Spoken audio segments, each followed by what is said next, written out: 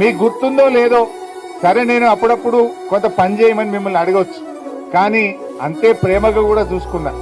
ఒక చిన్న ఆశా వర్కర్తో ఒక మంత్రిగా నేను మాట్లాడకపోతున్నా? సార్, దవాఖానలో పోతే రాత్రి ఉండడానికి మాకు ఇబ్బంది ఉన్నది, మాకు అన్నం పెట్టలేరని మీరు చెప్తే అప్పటికప్పుడే సూపరింటెండెంట్లకు, డాక్టర్లకు వాళ్ళకి రూమ్ పెట్టండి, వాళ్ళకి భోజనం పెట్టండి, వాళ్ళని మంచిగా చూసుకోండి, రాత్రిపూట పోవాలంటే బస్సులు ఉండయి అని అప్పటికప్పుడే. ఎవరైనా మీ తెరువు రావాలంటే హరీష్ అన్ననే డైరెక్ట్ ఆశాలతో మాట్లాడతాడని మీకు మీ పట్ల జాగ్రత్తగా ఉన్నదా లేదా? డైరెక్టర్ హెల్త్ అయితేమి ఎవరైతేమి, నేను మంత్రిని అనుకోలే, మీరు నా చెల్లెళ్ళు అనుకుని నేను ఆ రోజు మాట్లాడిన మీతో. మీరు కూడా నా తోబుట్టువులే, మీ కష్టం కూడా నా కష్టం అనుకున్నాను నేను ఆ రోజు.